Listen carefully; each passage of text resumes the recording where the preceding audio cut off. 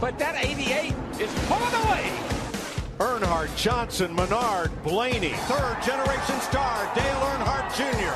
brings him to the flag. Checkered flag waving. It's over. It's Earnhardt. Earnhardt trying to cover all spots. Oh, yeah! Good job, Junebug. Dale Earnhardt Jr. Checkered flag at Talladega. Why is this one so much fun? Because your grin told so many stories on your cool-down lap. It's just real emotional. I haven't won here in a long time. It was my daddy's birthday a couple days ago. Just real emotional, man. My nerd world. And welcome to it. I'm glad you're with the Dale Jr. Race Preview Podcast for My Nerd World. I am your host, John Justice, as it's time for Bristol. Just got done watching the Xfinity race. And I think, like a lot of people, were really curious how this heat race format was going to go and play out. And it actually was really cool. They ran two 50-lap heat races before the main event of 200 laps. And, you know, for those that follow racing, you've seen this type of format before. But it actually was really exciting to watch. I enjoyed the breakup of the races and seeing two different groups of the field compete and then be combined into a final main event. You know, I'm not sure based off of one race whether or not it's something that I would like to see adopted on a regular basis or adopted in the Cup Series. You know, I would prefer to see something like that, to be honest with you, over like the All-Star format. I would like to see something more akin to what we saw with the heat races, as opposed to what we, see in the All-Star race, maybe with elimination round, heat races. I used to race BMX for years, and you'd have those, you have to whittle down the bike racing field down to 8 riders, and so you'd have to have these qualifying races, and I wouldn't mind seeing that for like an all-star race.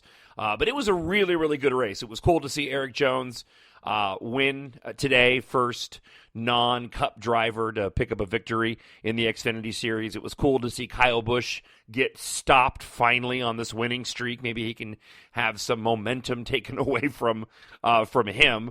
Look, he deserves it. He's been driving well. I'm just not a fan of Kyle Busch. I'm a Dale Earnhardt Jr. fan, and I want Dale Jr. to pick up a win, and I would love to see it happen, and as I'm sure he would at Bristol this weekend. And that's what we're going to be talking about on the podcast this week. Little bit of a question mark again on the car, but based off of sort of a similar thing that happened at Texas last week, that could actually be a good thing. So lots to cover. So I do want to talk a little bit about Texas last week. We do have some new merchandise, but that's really centered around the paint scheme reveal for Darlington coming up here very soon, with the throwback paint scheme to the Gray Ghost that we will talk about. So a lot of merchandise surrounding that paint scheme. Dale Jr. is obviously really, really excited about it. And we'll dive into Bristol, and I'll give you my thoughts on how I think Junior's chances are at Bristol this weekend. My prediction was way off last week. I mean, I guess I was within the realm of possibility, right? I think I predicted a top 10, so my prediction was correct, but technically I don't call that a correct prediction unless I had predicted a top 5, because he ended up coming in second. And really more importantly than that, and my apologies again too with my voice still hasn't fully recovered from whatever devil of a virus that I was plagued with last week. But, really that car, and Dale Jr. was right at the end of the race, he probably should have won that race. Unfortunately, the circumstances didn't play out in their favor. One stop, it really was. It was the one stop about midway through the race where they got caught on pit road under a yellow, ended up getting the lucky dog on it.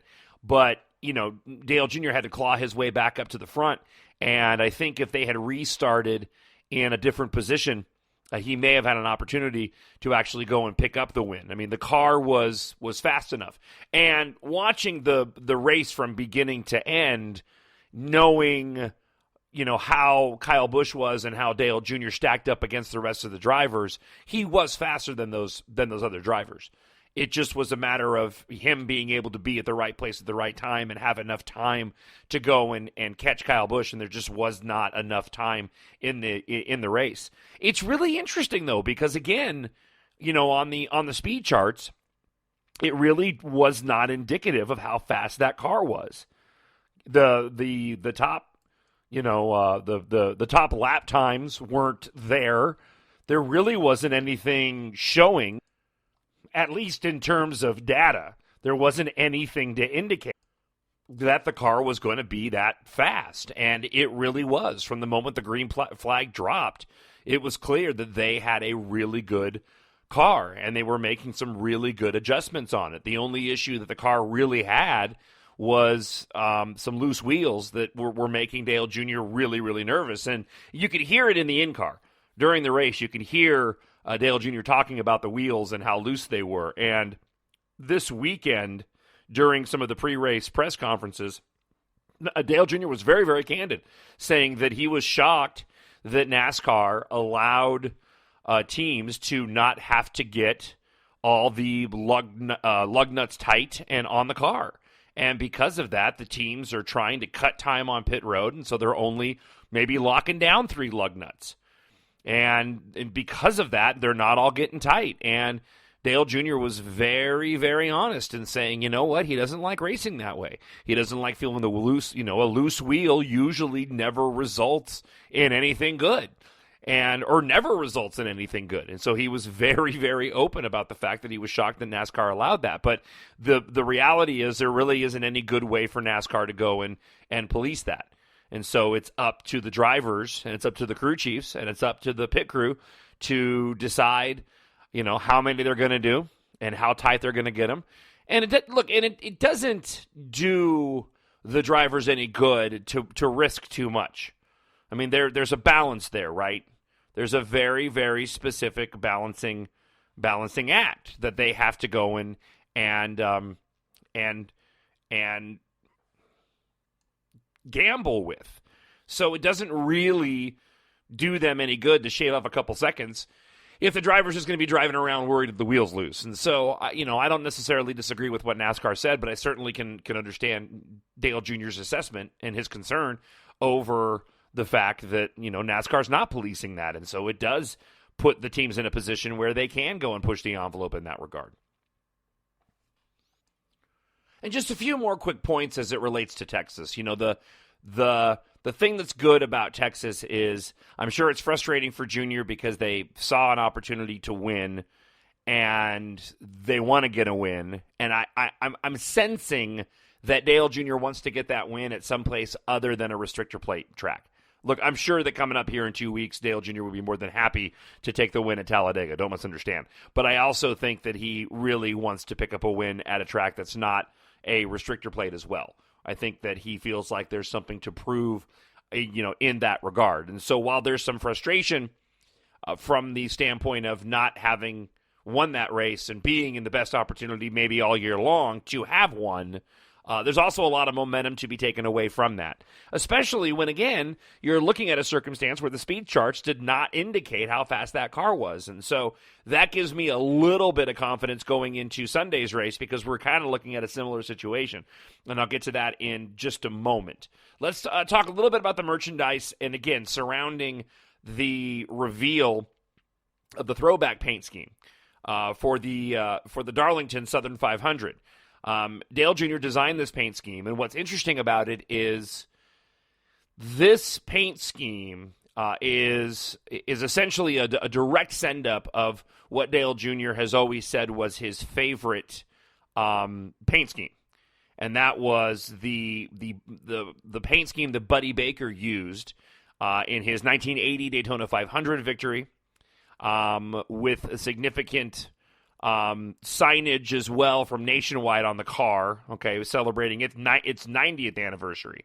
But Dale Jr. has said often that this Gray Ghost Buddy Baker paint scheme was his favorite paint scheme. A number of years ago, and I think it was his first year at Hendrick, he did a similar paint scheme to the Gray Ghost for, I believe, the All-Star race. And it's funny because I have the die-cast and I have the hauler for that paint scheme.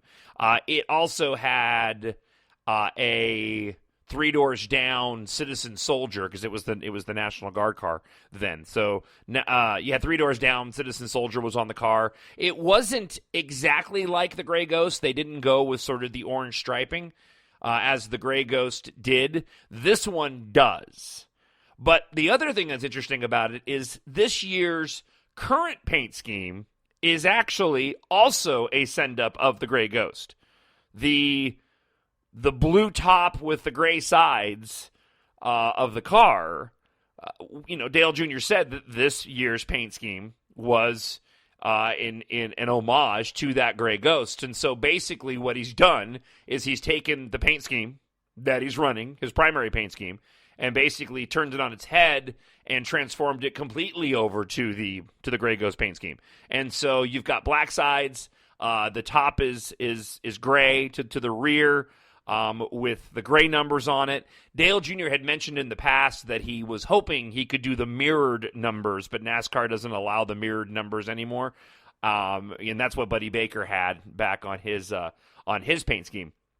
The other thing that's interesting about the paint scheme, at least in my opinion, and I haven't heard Dale Jr. address this yet, and I should tweet it at him. He actually responded to a tweet earlier this week, which was kind of cool. It was one of the first times that it happened, too. I made a comment that I liked his banana and mayo sandwich. I actually had one today, right before I did the podcast. And that I made a donation to the charity. I've been sick as well, so I said it was really good comfort food for being sick, and he ended up retweeting and liking that tweet. But back to the paint scheme, I would like to ask him about the fact that the rear of the car, he took away the black tail. The back of Dale Jr.'s paint schemes, and I've got a whole bunch of his paint schemes right here. I'm looking at all the cars for the. Let's see. Yep. The back of all of Dale Jr.'s paint schemes for the past couple of years have been black, and that was a tribute to the Corvette that he raced in the past. And I think his dad actually had the same thing, where the tail of the car was a flat black. And so he's on all his paint schemes, the tail of the car has been that flat black. I'm looking back over the course of the past few. Yeah, they all have the flat black. I think it started 2 years ago with that. This one doesn't, though. The throwback paint scheme for Darlington doesn't have that. Doesn't have the black tail on it.